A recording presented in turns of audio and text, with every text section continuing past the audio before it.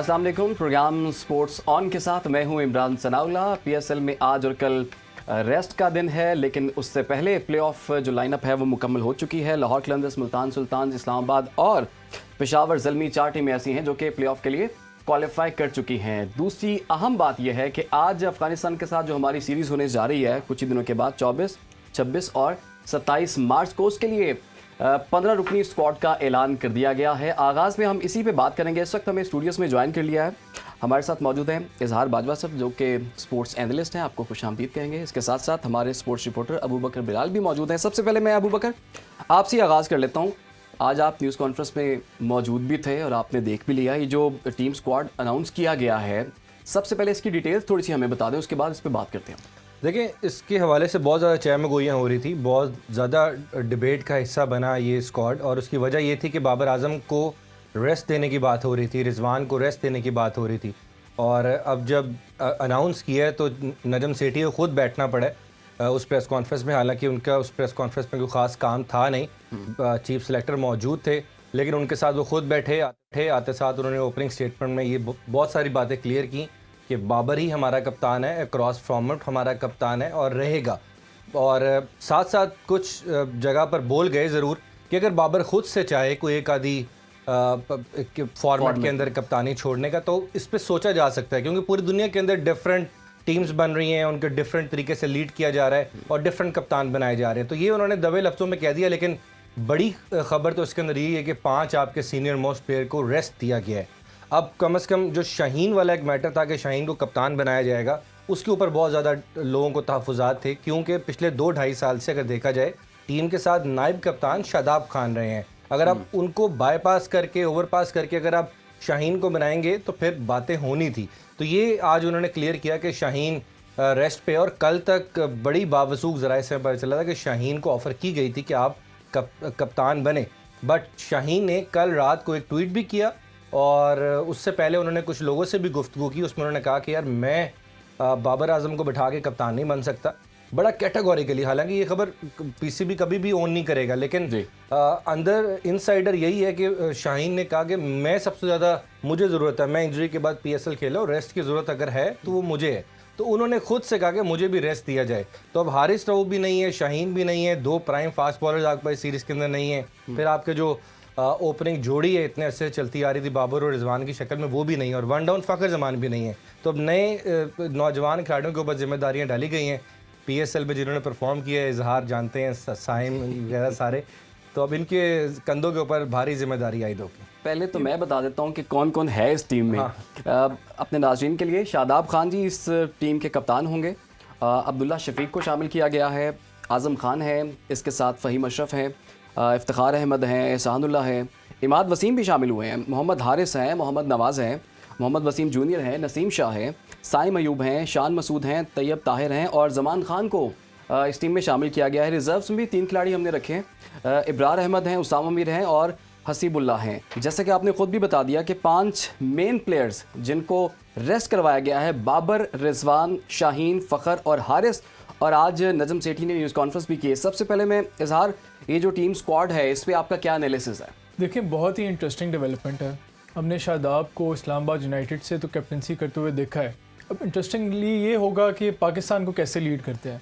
और जो हमने शादाब को इस्लामाबाद यूनाइटेड के लिए कैप्टनसी करते हुए देखा है, तो उन्होंने बड़ा ऑल आउट अटैकिंग क्रिकेट वाला जो अप्रोच अडॉप्ट किया है। तो हम इस बात की तवक्को रखेंगे कि पाकिस्तान की साइड भी इसी तरह ये प्लान करें, जिसमें एक इनका अटैकिंग अप्रोच हो टीम का। उस सिलसिले में देखते हैं जिस तरह बाबर रिजवान और ये सारे फ़खर, इनको ड्रॉप किया जा रहा है, तो जो टॉप ऑर्डर है वो पाकिस्तान का बहुत ही बिल्कुल ही नया होगा। जैसा कि हमें पता है कि नॉर्मली बाबर और रिजवान ओपन करते हैं और फ़खर जमान वन डाउन आते हैं। ये तीनों प्लेयर इस टूर्नामेंट में नहीं खेलेंगे, तो देखते हैं किस तरह इन ओपन कौन करता है। मोस्ट लाइकली मुझे तो लग रहा है अब्दुल्ला शफीक ओपन करेंगे और उनके साथ शायद हारिस को या साइम अयूब को। ये अब्दुल्ला शफीक, हारिस और साइम अयूब, इन 3 का ये टॉप ऑर्डर में पाकिस्तान की टीम के लिए प्लेइंग 11 में खेलेंगे। जहाँ बात की जाती है कि पीएसएल में जिन जिन प्लेयर्स ने अच्छा परफॉर्म किया उन्हें मौका मिला, इमाद वसीम टॉप स्कोरर्स में है कराची किंग्स से, उनको मौका दिया गया। फ़हीम अशरफ ने इस्लामाबाद यूनाइटेड से अच्छा कमबैक किया है, बॉलिंग में भी वो कंट्रीब्यूट करें, बैटिंग डिपार्टमेंट में भी कंट्रीब्यूट करें। इसी तरह इफ्तिखार अहमद भी खेल रहे हैं, हालांकि इस दफ़ा PSL में उन्होंने इतना अच्छा परफॉर्म नहीं किया, लेकिन जो पाकिस्तान की टीम मैनेजमेंट है उनके साथ स्टिक करी है। आज़म खान को मौका दिया जा रहा है, और जो सरप्राइजिंग चीज़ है मेरे लिए, अबरार अहमद और उसामा मीर इनको रिज़र्व में रखा गया है। हालांकि जो इनकी परफॉर्मेंस रही है PSL में, मेरे ख्याल में ये जो 15 का स्क्वाड है उसमें इनकी इंक्लूजन मेरिट करती है। इनको ये मेरे लिए सरप्राइजिंग है। और जो स्पिनिंग हम देखें तो स्पिनिंग डिपार्टमेंट में कदरे जो टीम है थोड़ी कमज़ोर लग रही है। उसकी वजह यह है कि शादाब खान तो है ही लेग स्पिनर, लेकिन नवाज़ भी स्लो लेफ्ट आर्म बॉलिंग कराते हैं, इमाद वसीम भी स्लो लेफ्ट आर्म बॉलिंग कराते हैं, तो उसमें थोड़ा इस डिपार्टमेंट में हमें लग रहा है जैसे कमज़ोरी है। रही बात इसानुल्लाह की, इसानुल्लाह आपको पता है लीडिंग विकेट टेकर है इस वक्त PSL के, उन्हें मौका दिया गया। जब हारिस और शाहीन जब रेस्ट कर रहे हैं तो उसकी जगह इसानुल्लाह मेरा ख्याल है हमारी बॉलिंग लाइनअप को लीड करेंगे। मोहम्मद वसीम ने कोई इतना अच्छा परफॉर्म नहीं किया जो इस PSL में, लेकिन उन्हें मौका दिया गया। वो पहले भी पाकिस्तान टीम के स्क्वाड का हिस्सा थे। और रही बात ज़मान खान ने लाहौर कलंदर से अच्छा परफॉर्म किया और उन्हें इस तरह से ज़मान और अब्बास अफरीदी के दरमियान में टाई थी। मुल्तान के अब्बास अफरीदी इस वक्त टॉप पर आ चुके हैं हाईएस्ट विकेट टेकर्स में, लेकिन ज़मान खान को जो फोकियत दी गई है वो दी गई है उनकी जो डेप्थ बॉलिंग है। हालांकि अब्बास भी डेप्थ बॉलिंग करते हैं, लेकिन लाहौर के अंदर का अगर आप बॉलिंग यूनिट देखें, शाहीन और हारिस के होते हुए अगर कोई आखिरी ओवर नया बच्चा करेगा तो उसके अंदर कम से कम पोटेंशियल है, तभी लाहौर कलंदर ने उनको ये मौका मिलता है। तो यही वजह है कि ज़मान खान को जो है वो एडवांटेज मिला है अब्बास अफरीदी के ऊपर। हालांकि ज़मान खान के विकेट्स कम है देखे जाए तो, लेकिन डेप्थ में जिस तरह की उन्होंने बॉलिंग की है और टीम की जीत में किरदार अदा किया है तो उनको उसका समर मिला। और दूसरी बात, अब ये अफ़गानिस्तान ने होस्ट करनी है सीरीज़, कंडीशंस वहाँ की उन्होंने सेट करनी है। अभी यहाँ पर PSL के अंदर जो सब लोग खेल के जा रहे हैं, ये हमने अपनी कंडीशंस बनाई थी और ये बनाई ही बैटिंग कंडीशंस गई थी जिधर बॉलिंग को हेल्प नहीं मिलेगी। जो मुझे जो लगा, ये जो बहुत सारे स्पिनर्स ऐड किए गए हैं 3-1 जैसे जिनका जिक्र भी किया है इन्होंने, उसकी रीज़न यही हो सकती है कि अगर वो स्पिन अटैक बनाएं, अपना स्पिन विकेट बनाएं, तो हमारे पास 3 स्पिनर्स भी मौजूद हों, हम 2 फास्ट बॉलर्स और 3 स्पिनर के साथ भी मैदान में उतर सके। हालांकि मुझे लगता नहीं है कि हम 2 फास्ट बॉलर से जाएंगे, हमें 3 के साथ ही जाना चाहिए, क्योंकि तीनों जो हमारे पास स्पिनर्स हैं अगर इनको हम ऐड भी कर लें तो एज ए ऑलराउंडर भी ये टीम में एडजस्ट होते हैं।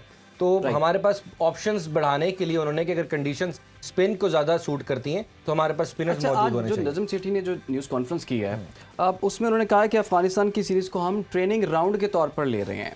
आपको लगता है कि इतने बड़े पैमाने पर बनी बनाई टीम को छेड़ना इस मौके पे आके, जब वो खुद ये बात कह रहे हैं हमारा फोकस तो इस सीरीज़ पे है ही नहीं, हमारा फोकस तो वर्ल्ड कप पे है। देखिए, उन्होंने जो जवाब पेश किया है उनके कहने का मतलब ये है कि ये सीरीज़ इतनी इंपॉर्टेंट नहीं है हमारे लिए, क्योंकि एक तो ना तो ये इससे कुछ ज़्यादा रैंकिंग्स पे असर पड़ेगा पाकिस्तान को, ना ये फ्यूचर टूर प्रोग्राम का हिस्सा थी जो पाकिस्तान का तयशुदा था। ये भी एक सीरीज़ अफ़गानिस्तान ने हमें ऑफ़र की, जब उनको ऑस्ट्रेलिया ने इनकार किया उनके साथ खेलने पे, फिर उन्होंने हमें ऑफ़र किया और हमारे पास टाइम था 6-7 दिन के अंदर हमने ये 3 मैचेस उनके साथ कमिट कर लिए। अब इसके अंदर देखें, एक चीज़ बिल्कुल ठीक है कि PSL के परफॉर्मर्स को कब मौका मिलेगा। PSL ये हमारा सुप्रीम टूर्नामेंट है, इसके परफॉर्मर्स को कब मौका मिलेगा। अगर हमने ये एक ऐसी सीरीज़ आई जहाँ पर हमें को बहुत ज़्यादा नुकसान नहीं है रैंकिंग्स में या क्वालिफाई करने के लिए, तो हमने अपने सीनियर प्लेयर को रेस्ट देके ये तमाम वो प्लेयर्स इस टीम के अंदर ऐड कर दिए जिन्होंने PSL के अंदर परफॉर्म किया था, वो चाहे हारिस हो या साइम अयूब हो या ज़मान खान हो, इन सब को उन्होंने इसके अंदर ऐड कर लिया। तो ओवरऑल मुझे लगता है कि ये डिसीजन ठीक है, क्योंकि हमने अपनी जो बेंच स्ट्रेंथ है उसको कभी तो आजमाना था। तो अब जब हमने इस बेंच स्ट्रेंथ को मौका दिया है और भरपूर मौका मिला, क्योंकि इस वक्त सीनियर प्लेयर नहीं है, तो इनमें से जो प्लेयर्स अच्छे टेम्परामेंट के होंगे वो कम से कम छन के सामने आ जाएंगे और हमें आगे का स्क्वाड बनाने में छन के सामने आ चुके हैं। इजहार आपको लगता है कि गैर आरा हो सकती हैं जी। कुछ लोगों की राय तो ये है कि अगर आप वर्ल्ड का प्लेयर है, एशिया का प्लेयर है, तो आपको जो आपने उस टूर्नामेंट्स में टीम को आपने जिन प्लेयर्स ने खेला है उन्हें मौका देना चाहिए ताकि टीम का रिदम है, मोमेंटम है, वो डिस्टर्ब ना हो। दूसरी एक पॉइंट ऑफ व्यू ये भी है कि जिन लोगों ने PSL में परफॉर्म किया, यंगस्टर्स हैं और उनको भी मौका दिया जाए। और साथ ही साथ ये भी इसमें हमें देखना मद्देनज़र रखना चाहिए कि जितनी भी टॉप इंटरनेशनल क्रिकेटिंग साइड्स होती हैं उनकी बेंच स्ट्रेंथ बहुत स्ट्रॉन्ग होती है। उनके पास हर पोजीशन के लिए 3-4 ऑप्शंस होती हैं कि अगर कोई ना कोई प्लेयर इंजर हो जाए या आउट ऑफ फॉर्म हो तो उसको रिप्लेस कर सके। तो मेरे ख्याल में मैनेजमेंट ने जो सेकंड पॉइंट ऑफ व्यू है उसको फोकियत दी है। इस टीम सिलेक्शन में, और उन्होंने जिन लड़कों ने PSL में अच्छा परफॉर्म किया उन्हें मौका दिया ताकि वो नेशनल टीम के लिए परफॉर्म कर सके। रही बात जो बड़ा इंटरेस्टिंग चीज़ है, PSL में हम देख रहे हैं कि नो डाउट कुछ प्लेयर बहुत ही एक्सीलेंट परफॉर्म कर रहे हैं। साइम अयूब हो गए, मोहम्मद आरिस हो गए, एहसानुल्लाह हो गए। जो मेरे ख्याल में चीज़ बहुत ही इंपॉर्टेंट है कि PSL के जो कंडीशंस हैं वो पाकिस्तान के जो एक टिपिकल सब कॉन्टिनेंट कंडीशन होते हैं उस तरह की पिचेस होती हैं। आया ये प्लेयर्स, ठीक है अफ़गानिस्तान का भी मोर और लेस कंडीशंस इसी तरह के ही होंगे, जो बल्कि सॉरी शारजा में ये सीरीज़ हो रही है तो शारजा में भी मोर और लेस इसी तरह की प्लेइंग कंडीशंस होते हैं जिस तरह के हमें पाकिस्तान में देखने को मिलता है। तो लेकिन जो मेरे लिए इंटरेस्टिंग चीज़ है, अगर आपने किसी प्लेयर को ईयर मार्क करना है to play in Pakistan national side for a longer period of time, हमें इस बात को मद्देनजर रखना चाहिए कि आया वो इंग्लैंड में जहाँ बॉल स्विंग भी होती है, जहाँ ओवरकास्ट कंडीशन होते हैं, क्या वो वहाँ पे खेल सकते हैं। इसी तरह क्या वो ऑस्ट्रेलिया में उसी तरह परफॉर्म कर सकता है जिस तरह वो पाकिस्तान में परफॉर्म करता है। ऑस्ट्रेलिया में आपको पता है बहुत ही बाउंसी पिचेस होती हैं मासवाए वाक़ा के। और एक चीज़ और भी बड़ी इंटरेस्टिंग जो मेरे लिए बहुत बड़ा क्वेश्चन है कि ये लोग साइम अयूब है या हारिस है 60-70 मीटर के ग्राउंड में तो ये बड़े लंबे लंबे छक्के मार रहे हैं, क्या ये MCG में जहाँ 80 से 90 मीटर की बाउंड्री है क्या वो परफॉर्म इसी तरह लंबे लंबे छक्के मार सकते हैं कि नहीं? सिडनी में ये मार सकते हैं कि नहीं? सिडनी के 2 छक्के तो मुझे याद है हारिस के वैसे। तो ये आप सही दुरुस्त कह रहे हैं, लेकिन consistently on a longer run day in day out क्या ये प्लेयर्स इन स्टेडियम में जो मुख्तलिफ कंडीशंस हैं, वेस्ट इंडीज़ कैरेबियन में एक और ही तरह के कंडीशंस होते हैं, साउथ अफ्रीका में, तो ये चीज़ को हमें देखना है कि आया ये लोग उन जगहों पे भी परफॉर्म कर सकते हैं इसी तरह के। बिल्कुल सही कहा है। जिस तरह हमने कुछ प्लेयर्स को शॉर्ट लिस्ट किया था लाइक इफ्तिखार अहमद, कि उनको हमने ऑस्ट्रेलिया के लिए रखा था, हालांकि उनकी पास परफॉर्मेंसेस इतनी अच्छी नहीं थी बट उन्होंने वो अच्छा परफॉर्म किया था ओवरऑल, तो मुझे लगता है कि बात बिल्कुल ठीक। अच्छा, नजम सेठी ने आज ये कहा है कि हमने टीम बनाते हुए एक चीज़ जहन में रखी है कि ऐसा ना हो कि हम 3-0 से हार जाएं अफगानिस्तान से। तो अभी जो हमारे पास साइड जो मौजूद है पाकिस्तानी साइड, आपको लगता है अगर दोनों टीमों का कंपैरेटिव एनालिसिस करें तो कुछ वजन नज़र आ रहा है इस तरफ भी आपको, या फिर मुश्किल में ही है पाकिस्तान? अच्छा, पहले तो वज़न पाकिस्तान के पलड़े में होता था लेकिन इस बार वज़न बराबर लग रहा है मुझे। मैं ये नहीं कहूँगा कि पाकिस्तान वीक है बट बराबर का जोड़ होगा। एहतियात से किया आपने बात। हाँ, क्योंकि अफगानिस्तान के पास बहुत ही ज़बरदस्त इस वक्त T20 क्रिकेटर्स मौजूद हैं, वो चाहे स्पिन डिपार्टमेंट हो उनका या उनका टॉप ऑर्डर हो जो कि बड़े स्कोर कर सकता है। और ये मैच वैसे भी बहुत ही हाई इंटेंसिटी मैच होता है अफगानिस्तान के साथ। जब भी हमने मैच खेला है वो चाहे वर्ल्ड कप का हो या एशिया कप का हो तो बहुत ज़्यादा हाई इंटेंसिटी होता है। और यही वजह है कि आज नजम सेठी साहब ने भी कहा है कि शारजाह की जो गवर्नमेंट है उन्होंने ये फैसला किया है कि जो स्टैंड्स हैं वो मुख्तस किए जाएं। पाकिस्तानी स्पोर्टर्स के स्टैंड डिफरेंट हो और अफगानी स्पोर्टर्स के डिफरेंट हो, क्योंकि एक दुबई के अंदर वाक़या हो चुका है, फिर शारजाह के अंदर भी लास्ट ईयर वाक़या हुआ था, तो वो अब नहीं चाहते कि दोबारा कोई ऐसा अफगानी खेल ही UAE में रहे या फिर इंडिया में जाके खेलते हैं तो उसका असर तो हमें कहीं ना कहीं नजर आएगा। डेफिनेटली ये जिस तरह पुरानी ट्रेडिशनली पाकिस्तान की इंडिया से एक राइवलरी रही है क्रिकेट में, इसी तरह हमेशा से जो बांग्लादेश है और अफगानिस्तान है उन्होंने भी पाकिस्तान को मैच को इसी तरह ही मैच लेते हैं जैसे हम इंडिया के साथ मैच को लेते हैं। तो बड़ा इसमें क्रिकेटिंग राइवलरी है और ये जो UAE की गवर्नमेंट का बड़ा वाइज डिसीजन है कि इनके स्टैंड्स अलग-अलग और क्योंकि माजी में कई दफ़ा ऐसे इंसिडेंट्स हुए हैं क्राउड ट्रबल के, तो उसको मद्देनजर रखते हुए उनका ठीक फैसला है। अच्छा अबू बकर, ये जो नजम सेठी ने आज बात की, उन्होंने कहा ये मेरा अपना फैसला है कि शादाब को हमने कप्तान बनाना है। ठीक है, एक तो शादाब की कप्तानी पे आप थोड़ा सा कमेंट कर दें, दूसरा ये मुझे आप अंदर की खबर ये दें क्योंकि आप तो वहीं पे मौजूद भी होते हैं, आपके पास खबरें भी हैं, ये आइडिया फ्लोट किसने किया कि इतने सीनियर खिलाड़ियों को एक तो रेस्ट करवाया जाए फिर उनको बात करके उन्हें कन्विंस भी किया जाए? देखिए, हर प्लेयर के पीछे एक लॉबी काम करती है और शाहीन शाह अफरीदी को भी एक लॉबी ने प्रमोट किया था एज अ कैप्टन। हालांकि मेरे नज़दीक टीम में अगर कोई कैप्टन जिसको हमने तैयार किया, प्रिपेयर किया इस सालों में एज अ वाइस कैप्टन, वो शादाब ही थे। अगर आपने बाबर को रेस्ट देना था तो आप शादाब की तरफ जाएं। लेकिन मीडिया रिपोर्ट्स भी हुई, कुछ क्रिकेट बोर्ड के अंदर से भी, सिलेक्शन कमेटी की तरफ से भी वाज़ें आई कि हम शाहीन शाह अफरीदी को आजमाना चाहते हैं। और मेरे पास तो इंसाइडर यही है कि शाहीन शाह अफरीदी ने खुद इनकार किया है ये सीरीज़ खेलने से। उनको कप्तान ही बनाने की पेशकश की गई थी, उनको बाकायदा कॉल कर दी गई थी कि आप रेडी रहें, बट उन्होंने उस वक्त का जवाब नहीं दिया। उनका जवाब बाद में ये मिला कि मैं तो सबसे ज़्यादा रेस्ट करने का इस वक्त ज़रूरत थी, मुझे हकदार ही मैं हूँ। तो उन्होंने ये रेस्ट का नाम लेके तो खुद अपने आप को साइड ऑन उन्होंने जवाब दिया और बिल्कुल साफ जवाब ही दे दिया, बिल्कुल साफ जवाब दे दिया जी। अच्छा इज़हार, ये जो बता रहे हैं कि सीनियर खिलाड़ियों के दरमियान ये जो कप्तानी की एक जंग है, रमीज़ राजा ने और राशिद लतीफ़ ने ये इल्ज़ाम आयद किया है पीसीबी पे कि जो कप्तानी पर टॉप खिलाड़ियों को आपस में लड़ाने की कोशिश की जा रही है, जैसे कि मीडिया में खबरें भी आ रही थी, इसको बना रहे हैं, उसको ड्रॉप कर रहे हैं, उसको रेस्ट दिया जा रहा है। तो आपको लगता है ऐसी भी कोई बात है? साथ उन्होंने ये भी कहा कि 90 की दहाई का जो है वो रिकैप दिखाई दे रहा है। देखिए मेरे ख्याल में तो बज़ाहिर ऐसा मुझे नहीं, मैं तो बेनिफिट ऑफ डाउट दूंगा बोर्ड को। जो डिसीजन है ये भी बड़ा बेहतरीन डिसीजन है कि शायद शाहीन शाह अफरीदी इतने फिट नहीं है इस टाइम, तो वो फिटनेस से वापस आ रहे हैं और वो चाह रहे हैं कि थोड़ा उन्हें रेस्ट दिया जाए। तो अगर वो समझते हैं कि वो नहीं लीड करना चाह रहे तो ये उनके पार्ट पे एक ठीक फैसला। दूसरा, जहाँ शादाब को मौका देने का, शादाब का जो क्रिकेटिंग या एज अ कैप्टनसी अप्रोच है वो एग्रेसिव अप्रोच उन्होंने हमेशा रखा है एज अ कैप्टन।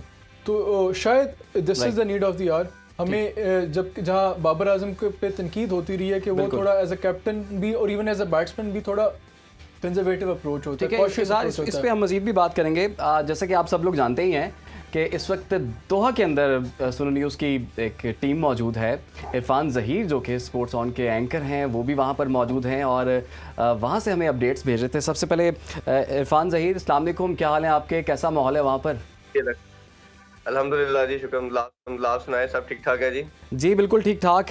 सबसे पहले तो ये बता दीजिए कि कैसा जोश देख रहे हैं, कितनी पॉजिटिविटी आपको नज़र आ रही है? तमाम लेजेंड्स आपके दरमियान मौजूद हैं और ख़ास तौर पर सुनो न्यूज़ की टीम भी वहाँ पर मौजूद है। क्या देखा आपने, क्या कुछ देख रहे हैं, कितना एंजॉय कर रहे हैं आप? हाँ बिल्कुल, बड़ी ज़्यादा एक्साइटमेंट है और हमारे साथ तमाम लेजेंड्स भी इधर मौजूद है। कल सुनो फैमिली ने एक स्पेशल ओकेजन इनके लिए रखा था, एक इवेंट ऑर्गेनाइज किया था जिसमें हम अपने तमाम लेजेंड्स को डेजर्ट सफारी पे लेके गए, कैमल राइडिंग और फिर डिनर भी रखा था। तो ये हमारे चैनल की तरफ से एक बड़ी काविश थी कि जहां हम अपने लेजेंड्स का ख्याल रखते हैं, उनको सराहते हैं, उनको फिर ट्रिब्यूट भी एक किस्म का पेश किया गया और इस तरह का इवेंट ऑर्गेनाइज किया गया और उन्होंने बहुत एंजॉय किया। मोस्ट लाइकली आप लोग एक दो दिन में उनकी वीडियोस भी तमाम आप तक पहुंच जाएंगी और आप शायकीन को भी डेफिनेटली दिखाएंगे। और बहुत मेस्मराइजिंग और बहुत ज़बरदस्त किस्म का इवेंट हमने ऑर्गेनाइज किया उनके लिए। ठीक है इरफान, ये बताइएगा ये जो मैचेस आप देख रहे हैं वो कितने सख्त मैचेस हो रहे हैं, कौन जीत रहा है, कौन हार रहा है? पॉइंट्स टेबल तो मेरे पास मौजूद है। एशिया लायंस ने एक ही मैच खेला, एक जीत लिया है। वर्ल्ड जायंट्स ने भी एक मैच खेला, एक जीत लिया है। इंडिया महाराजाज ने अपने दोनों मैच हार दिए हैं। तो कैसे रहे ये मुकाबले? हाँ बिल्कुल, जिस तरह आपने कहा कि ये दोनों टीमें अपने एक एक मैच जीत चुके हैं। आज एशियन लायंस का और वर्ल्ड जायंट्स का मैच होना था, लेकिन अभी तो खैर 2 घंटे उसमें बाकी हैं। बट अभी बारिश हो रही है, ड्रिजल चल रहा है। इसी वजह से हम भी अभी ट्रैवल नहीं करके गए मैच के लिए, क्योंकि अभी थोड़ा सा डाउटफुल है कि वेदर रात से ही थोड़ा क्लाउडी है और ऑन एंड ऑफ ड्रिजल चल रहा है और जो कंडीशन है वो भी वेट है। तो देखना पड़ेगा आज मैच होता है या नहीं। अगर होगा तो डेफिनेटली उसकी फिर हम मजीद कवरेज भी करेंगे। दूसरी चीज जो आपने कही, मैचेस बड़े जबरदस्त हो रहे हैं। एक टेंडेंसी यही होती है कि जो लेजेंड्स हैं, जो रिटायर हो गए हैं, शायद वो उस तरह एनर्जी नहीं लगाएंगे। बिलीव मी कि कल हम इवेंट पे भी इनके साथ थे, तो इनका पूरा वो जो डिस्कशन था वो मैच के लिहाज से था, जिसमें मिसबाह उल हक, शाहिद अफरीदी कैप्टन है, शुएब अख्तर हैं, अब्दुल रज़ाक हैं और सुहेल तनवीर है। आज की सबसे बड़ी अपडेट ये है कि मोहम्मद आमिर भी पीएसएल के बाद ये लेजेंड लीग को ज्वाइन कर चुके हैं और अगर मैच आज होता है तो डेफिनेटली वो भी पार्ट होंगे टीम का। तो एक ऐसे प्लेयर जो टीम का पार्ट है, भी क्रिकेट खेल रहे हैं, उनकी वजह से टीम में एनर्जी ज़्यादा आती है। और इंडिया की टीम मुझे ऑन पेपर तो ठीक लग रही थी, बट ओबियसली आपको पता है कि एक कम्बिनेशन बनने में, टीम को जेल इन होने में थोड़ा सा टाइम लगता है और वही रीज़न थोड़ी नज़र आई कि शायद अभी वो उनका कम्बिनेशन बन नहीं पा रहा। गौतम गंभीर को मैंने देखा, वो काफ़ी अच्छी फॉर्म में नज़र आ रहे हैं। वो इस तरह नहीं था कि काफ़ी अरसे के बाद खेल रहे हैं, उनकी short selection. But yes, you can understand कि कुछ प्लेयर जब आपके थोड़े एज में ज़्यादा हो जाते हैं या मैच प्रैक्टिस की थोड़ी सी कमी होती है तो ओबियसली इस तरह के आपको हर्डल्स तो आते हैं। बट क्रिकेट जो है वो इनके स्पेक्टेटर्स के लिए बड़ी ज़बरदस्त है। आप यकीन करें कि हर मैच के अंदर हम देख रहे हैं कि स्टेडियम फुल पैक होता है। जितने लोग स्टेडियम में होते हैं उससे बाहर भी काफ़ी तादाद में लोग मौजूद होते हैं। इन्होंने होर्डिंग्स पूरे दोहा सिटी के अंदर लगाई हुई है और बड़ा प्यारा एक फेस्टिवल का समा है। बिल्कुल जी, हमने कल देखा भी और अपने नाज़रीन को दिखाया भी जो जो एक्टिविटीज़ वहाँ पर। इरफान ज़हीर जो कि इस वक्त टीम के हमरा दोहा में मौजूद हैं, लेजेंड्स लीग को कवर कर रहे हैं। इस हवाले से आपको लम्हा बलम्हा आगाह रखेंगे। फिलहाल यहाँ पर वक्त हुआ एक ब्रेक का, आप हमारे साथ रहिए।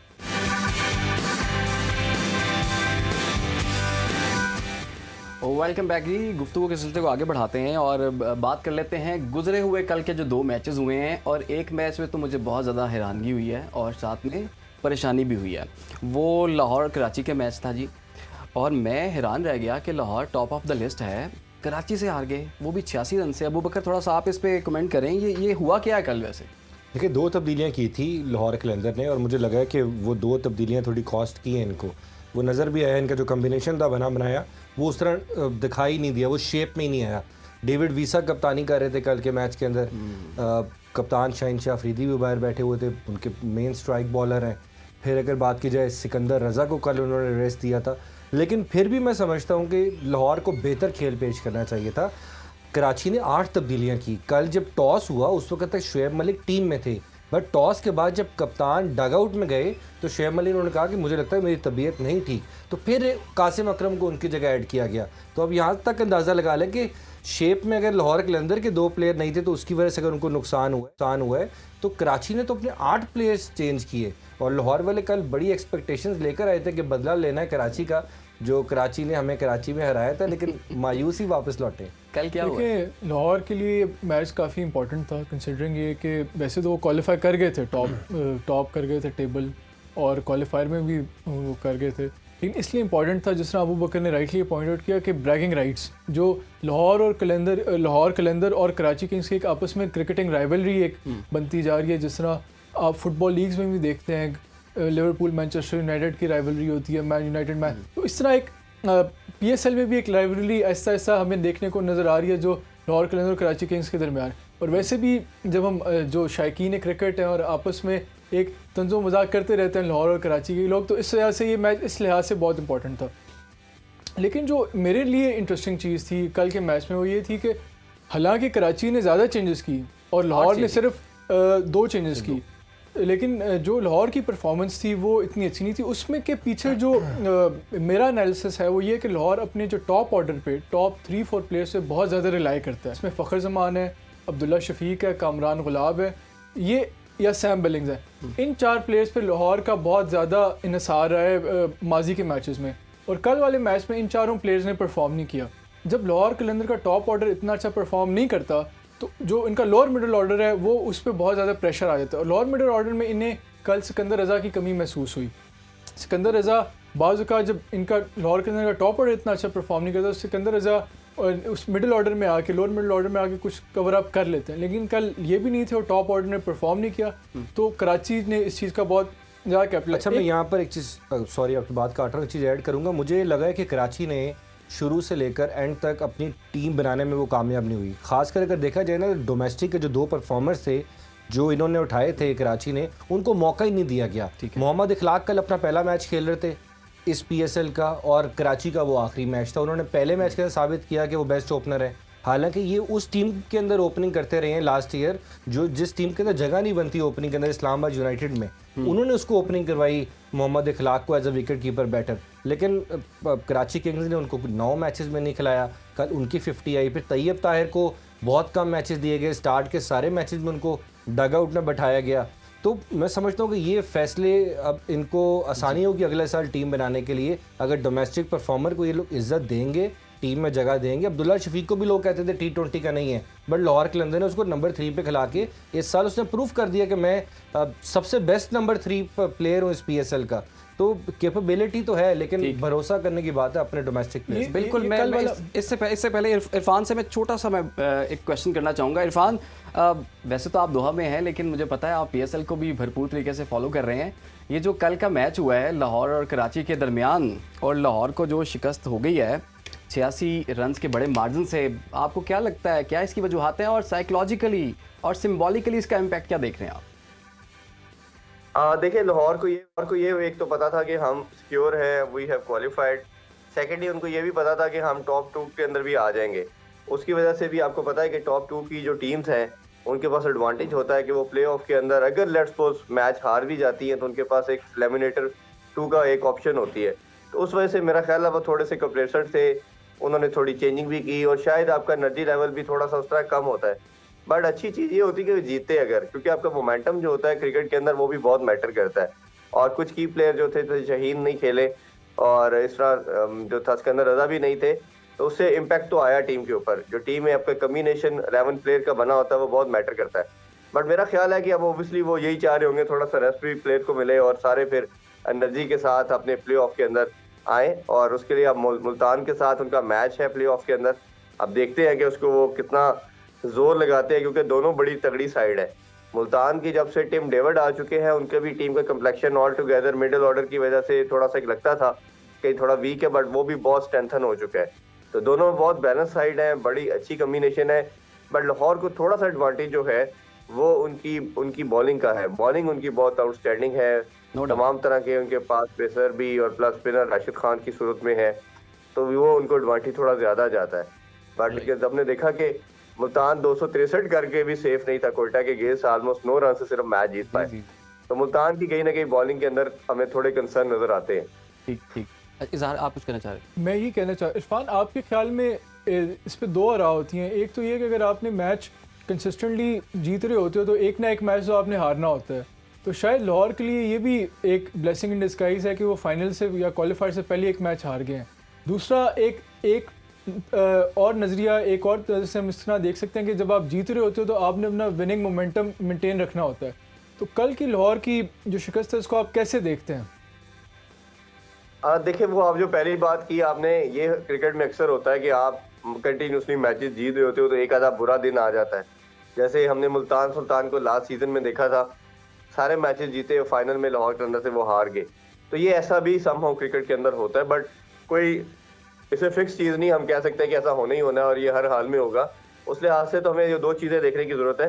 नंबर 1 ये कि लाहौर कलंदर का मोमेंटम ज़्यादा ज़रूरी था मेरी नज़र में। इनको अपने जो मेन प्लेयर थे उनके साथ जाते आपको बूस्ट मिलता, एक कॉन्फिडेंस रिस्टोर होता। दूसरी चीज़ इसमें बड़ी इंपॉर्टेंस ये रखती है कि लाहौर कलंदर को अपना कम्बिनेशन में, जैसे इन्होंने कराची ने कुछ चांस लिया, अपने नए प्लेयर डाले, तो उनके लिए तो कोई ऐसी they have nothing to lose, तो आप एक्सपेरिमेंट करते हो।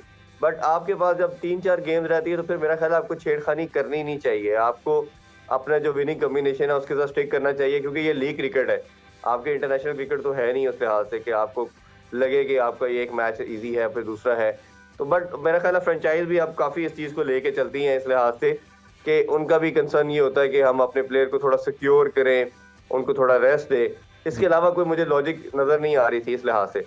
बट मुल्तान ये होगा कि मुल्तान के पास बैक ऑफ द माइंड ये होगा कि वो विक्ट्री के साथ आ रहे हैं। लाहौर के अंदर जब आप प्ले ऑफ में जाएगा तो वो मैच हार के आ रहे हैं, तो ये भी साइकोलॉजिकल बहुत इंप्रेशन डालती है एक चीज़, उसका बड़ा इम्पैक्ट होता है। बड़ा अहम नुकता आपने उठाया है। बिल्कुल इरफान, बड़ा अहम नुकता आपने उठाया है। लेकिन अबू बकर, जो नफसियाती जो इम्पैक्ट की बात कर रहे हैं वो तो हमें 16 को भी नज़र आएगा, क्योंकि पेशावर ज़ल्मी ने इस्लामाबाद को 13 रन से शिकस्त दी है। ये दोनों टीमें 16 मार्च को दोबारा आमने सामने आ रही हैं, तो नफसियाती बढ़तरी आपके ख्याल में किसको होगी? देखिए, जिस तरह आपने कहा है मुझे लगता है पेशावर को ही होगी। और पेशावर के पास देखिए रॉमन पॉवेल का नुकसान उनको यकीनी तौर पर अब एलिमिनेटर के अंदर उठाना पड़ेगा, क्योंकि वो वापस जा चुके हैं। दूसरी तरफ अगर देखा जाए इस्लामाबाद यूनाइटेड के, तो उनके वेंडर डूसन वो वापस जा चुके। तो साउथ अफ्रीका और वेस्ट इंडियन प्लेयर्स अब PSL से निकलते जा रहे हैं, बल्कि इस एलिमिनेटर और प्लेऑफ्स के अंदर हमें दिखाई नहीं देंगे। तो बहुत सारी टीमों को नई शेप बनानी है। इस वजह से भी लास्ट मैचेस के अंदर हम देखा कि नए प्लेयर्स को मौके दिए गए कि वो भी टेस्ट हों और जो मैच फिटनेस है वो अपनी हासिल करें। तो ये कम्बिनेशन बनाने के लिए मुझे लगता है कि अभी इस्लामाबाद यूनाइटेड ने भी लास्ट मैच में अपनी काफ़ी चेंजिंग्स की थी। पेशावर ज़ल्मी ने भी अपने कप्तान बाबर आजम को रेस्ट देके और TKC से कैप्टनसी करवाई। तो ओवरऑल मुझे लगता है कि पेशावर का पलड़ा भारी है।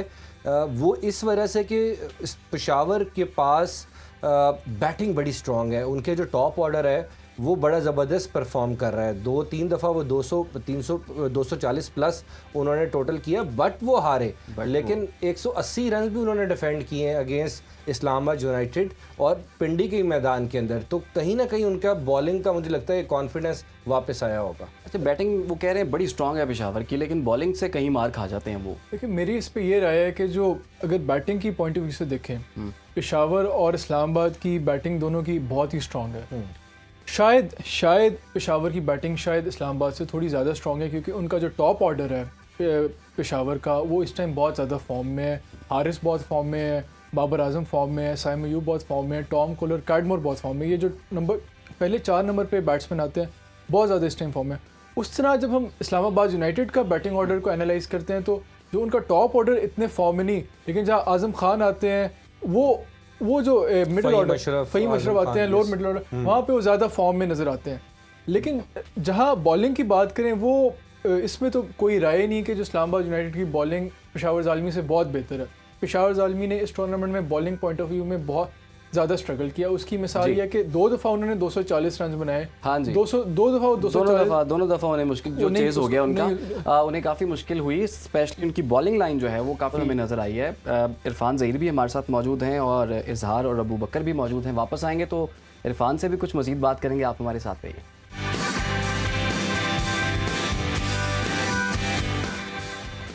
Welcome back. गुफ्तगू के सिलसिले को हम आगे बढ़ाते हैं और एक और बड़ा अहम मामला है। नज़म सेठी साहब ने चंद ही दिनों बाद आईसीसी और एसीसी की कुछ मीटिंग्स में शिरकत करनी है और पाकिस्तान ने यानी कि पीसीबी ने और गवर्नमेंट ने बड़े अहम डिसीजंस लेने हैं।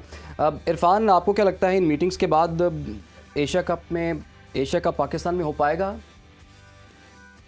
अच्छा, उससे पहले मैं बात कर रहे थे, उसमें मैं एक पॉइंट ऐड करना चाह रहा हूँ। आप इनसे पूछ रहे थे कि ये जो कैप्टनसी चेंजिंग होगी ये क्या रीज़न है, कैसे होगा। इसका मैं इसमें पॉइंट ऐड करना चाहूँ, ये सब कुछ जो होगा वो अब बोर्ड की मर्जी कम होगी, ये सिर्फ मिकी आर्थर की मर्जी होगी और मिकी आर्थर की मर्जी के लिए ही उनको डेजिग्नेशन डायरेक्टर का दिया गया है। और मिकी आर्थर जो है वो काफ़ी ज़्यादा इंक्लाइंड है माद वसीम के लिए और शादाब के लिए, और वो समझते हैं कि ये 2 ऐसे बंदे हैं जिनके पास इस तरह की क्वालिटी है कि वो अच्छे कैरेक्टरिस्टिक्स रखते हैं कैप्टनसी के लिए। तो ये सारा सिनेरियो अभी आगे आपको बहुत कुछ चेंज होता हुआ नजर आएगा।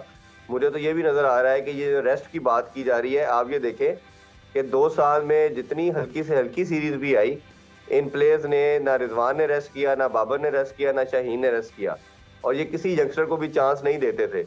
आपके पीछे बहुत, आप जितनी मर्जी सीरीज उठा के देख लें आपको ऐसे ही नजर आएगा, क्योंकि शायद कहीं ना कहीं इनसिक्योरिटी सब में पाई जाती है। इवन वो स्क्वाड के अंदर होते भी हैं तो बच्चों को चांस नहीं दिया जाता। आप सीरीज जीत भी चुके होते हो तो उनको अपॉर्चुनिटी नहीं मिलती। तो अब सिनेरियो ऑल टुगेदर चेंज होने जा रहा है। अब ये सारी चीज़ें आपको नजर आएंगी, सब कुछ चेंज होगा। अब जो थिंक टैंक है उसके अंदर एक ही सोच चलेगी, वो सिर्फ मिकी आर्थर की होगी। और मिकी आर्थर आपको पता है, जो जितना मैं उनको जानता हूँ और जितना उनको फॉलो किया है, वो अपने डिसीजंस के अंदर बड़े क्लियर होते हैं और बड़े स्ट्रिक्ट होते हैं। वो किसी की किस्म की इंटरफेरेंस को बेयर नहीं करते। और मुझे तो काफ़ी उम्मीद है कि ये जो चीज़ें इस तरह की हम अक्सर डिफरेंट देखते हैं, ये सारी की सारी आगे हमें चेंज होती हुई नजर आएंगी। राइट। और दूसरा आपने क्वेश्चन पूछा कि इसके हवाले से, जी उसके हवाले से मैं बताता चलूँ आपको कि मीटिंग ज़रूर होंगी। मेरे ज़राए के मुताबिक जो मेरी अपडेट है, अभी डिस्कशन यही हो रही है कि न्यूट्रल वेन्यू पे ही खेला जाए एशिया कप। अब इसमें डिप्लोमेटिक पॉइंट ऑफ व्यू से 2 चीज़ें हो रही हैं। एक तो ये है कि अभी पाकिस्तान के जो सर्कमस्टांसेस है, शायद पाकिस्तान भी बहुत फोर्स ना करे कि आप इधर खेलें आके। उसके अलावा पाकिस्तान का ज़्यादा इस पे जो स्टेक इन्वॉल्व है वो चैंपियन ट्रॉफी का है, क्योंकि भारत का भी सबसे बड़ा इवेंट जो होने जा रहा है वो वर्ल्ड कप है। तो भारत कभी भी नहीं चाहेगा कि पाकिस्तान के बगैर वर्ल्ड कप हो, क्योंकि पाकिस्तान का पॉइंट ऑफ व्यू भी बड़ा क्लियर होगा इसमें कि अगर आप हमारे पास नहीं आते खेलने के लिए और आगे कोई ऐसी बात होती है तो हम वर्ल्ड कप नहीं खेलने आएंगे। तो पाकिस्तान वर्ल्ड कप जरूर खेलने जाएगा, और ये मेरे ज़राए के मुताबिक या मेरी अंडरस्टैंडिंग के मुताबिक ये एशिया कप न्यूट्रल वेन्यूज़ पे होगा। और उसके बाद पाकिस्तान इनसे ट्रेड ऑफ ये करेगा कि जो चैंपियन ट्रॉफी 2025 पे होनी है उसमें आप जरूर पार्टिसिपेट करें। हम उस इवेंट को खराब नहीं कर सकते, क्योंकि उसमें आपको पता है जो मेंबरशिप का लेवल होना है, जो सारी दुनिया की टॉप 8 टीम्स ने आना है, उस लिहाज से पाकिस्तान हर तरह चाहेगा कि चैंपियन ट्रॉफी पाकिस्तान में हो। ठीक हो गया। वो इमेज बिल्डिंग के लिहाज से, मॉनेटरी वैल्यूज के लिहाज से, ब्रांड के वाले से, और भी उसमें आपके जितना आप समझ सकते हो इन्वॉल्वमेंट, तमाम चीज़ों के लिहाज से स्टेक होल्डर जितने भी हैं पाकिस्तान के, वो सब यही चाहे कि हर ब्रॉडकास्टिंग के हवाले से सब। अबू बकर से भी पूछ लेते हैं। बकर, आप इस चीज़ से एग्री कर रहे हैं कि एशिया कप न्यूट्रल वैल्यू पर और वर्ल्ड कप में पाकिस्तान जाएगा? देखिए, मजबूरी है, करवाना पड़ेगा न्यूट्रल वेन्यू पर। 2008 के बाद से अब तक हमने कोई भी, ना इंडिया ने अपने मुल्क में एशिया कप होस्ट किया, ना हमने अपने मुल्क में एशिया कप होस्ट किया है। तो ये मुझे लगता है कि मेज़बान तो पाकिस्तान ही है, लेकिन इसका वेन्यू चेंज होगा। लेकिन पाकिस्तान ने एक अभी ऑफ़र ज़रूर रखी है सामने कि इंडिया अपने मैचेस यूएई के अंदर रख ले, बाकी सारी टीम्स पाकिस्तान में आए खेल लें। यहाँ से ट्रैवल ज़्यादा नहीं है, 2.5-3 घंटे के अंदर दुबई पहुँचा जा सकता है, तो इंडिया अपने मैचेस वहाँ पर रख ले। लेकिन आफ्टर ऑल मसला तो होगा, क्योंकि फ़ाइनल्स के अंदर डिसाइड तो कोई भी नहीं है कि कौन सी टीम आएगी। या तो फ़ाइनल का वेन्यू भी उसको भी सब्जेक्ट टू इंडियन क्वालिफिकेशन रख दिया जाए, तब तो पॉसिबिलिटी है। बट ये एक मुद्दा पाकिस्तान ने ज़रूर रखना है, जो मेरे पास इंफॉर्मेशन है, और नजम सेठी इस इजलास में ये पेशकश ज़रूर करेंगे कि इंडिया अगर नहीं आना चाहता ना आए, अपने मैचेस जो है यूएई के अंदर रख ले। और बाकी क्योंकि आपको पता है इंडिया यूएई के अंदर भी मां सवाए दुबई के किसी स्टेडियम में पाकिस्तान के साथ खेलने को तैयार नहीं है। ना वो अबू धाबी हमारे साथ मैच खेलते हैं, ना वो शारजाह हमारे साथ मैच खेलते हैं। वो अगर सिर्फ मैच खेलते हैं तो वो दुबई के अंदर खेलते हैं। मुझे आज तक इस बात की समझ नहीं आई। 2018 के एशिया कप के अंदर भी इंडिया ने हमारे साथ 3 मैचेस खेले। हम लोग सुबह ट्रैवल करते थे, 2.5 घंटे की रोड से बाय बस ट्रैवल करके अबू धाबी जाते थे, मैच खेलते थे, रात को वापस आते थे दुबई, क्योंकि टीमों का स्टे दुबई में था। लेकिन इंडिया ने अपने सारे मैचेस एक वेन्यू के ऊपर खेले हैं। तो ये उनकी चौधराहट कह लें या उनकी मन मर्जियाँ कह लें, तो होता तो ऐसा ही रहा है। इज़हार साहब हम क्यों जाएं वहाँ पे? देखिए इसमें या अगर इंडिया पार्टिसिपेट नहीं करता एशिया कप में, या फिर हम वर्ल्ड कप में पार्टिसिपेट नहीं करते, तो जो भी इसके पीछे रीजंस है, लॉस फैंस का होता है, लॉस क्रिकेट का होता है। India Pakistan match Asia cup में भी सबसे ज़्यादा देखा जाता है, Asia Pakistan match world cup में भी सबसे ज़्यादा देखा जाता है। तो मैं बतौर क्रिकेट फ़ैन, मेरी तो ये ख्वाहिश होगी कोई इस सारी जो सिचुएशन बनी हुई है इसका एक मुस्बत हल निकले, जिससे जो शायकीन क्रिकेट है उनको जो सबसे बड़ा दुनिया का टाकरा होता है क्रिकेट में वो देखने को मिले, और एक कांटेदार किस्म का मुकाबला देखने को मिले। ठीक है, लेकिन इरफान आपसे मैं जानना चाहूँगा, देखिए क्या सारी जिम्मेदारी जो है वो पाकिस्तान पे ही है? इंडिया जो चाहेगा, जैसे चाहेगा, जब चाहेगा वो करेगा फिर? देखिए अनफॉर्चुनेटली उनके पास जो राइट्स हैं, उनके पास जो पैसा है, जो फाइनेंशियल तमाम चीज़ों के लिहाज से है, वो बीसीसीआई की इन्वॉल्वमेंट जो है आईसीसी के अंदर इसी वजह से है कि वो फाइनेंशियली बहुत ज़्यादा एम्पावर है, अपने आप को रखते हैं, और आईसीसी भी समहाउ उन पे डिपेंडेंट है अपना सारा सिस्टम को चलाने के लिहाज से। इसी वजह से उनके आगे वो बेबस नज़र आते हैं। बट पाकिस्तान को भी आप बिल्कुल ओवरलुक नहीं कर सकते, और आप बिल्कुल साइडलाइन भी नहीं किया जा सकता, क्योंकि पाकिस्तान इंडिया की अकेले किसी भी मुल्क के साथ खेलेगा तो व्यूवरशिप नहीं है। इंडिया की भी व्यूवरशिप तभी बनती है कि जब वो पाकिस्तान के साथ खेलता है। आप देखें ना, अगर फीफा से पहले, फाइनल से पहले सबसे ज्यादा हमारी इंडिया के मैच की व्यूवरशिप थी, तो वो क्यों थी कि पाकिस्तान के साथ इंडिया खेल रहा है। एशिया कप में भी इसी तरह ही था। तो जब पाकिस्तान के साथ खेलेगा तो इंडिया को फायदा, इंडिया भी अकेले कुछ नहीं कर सकता।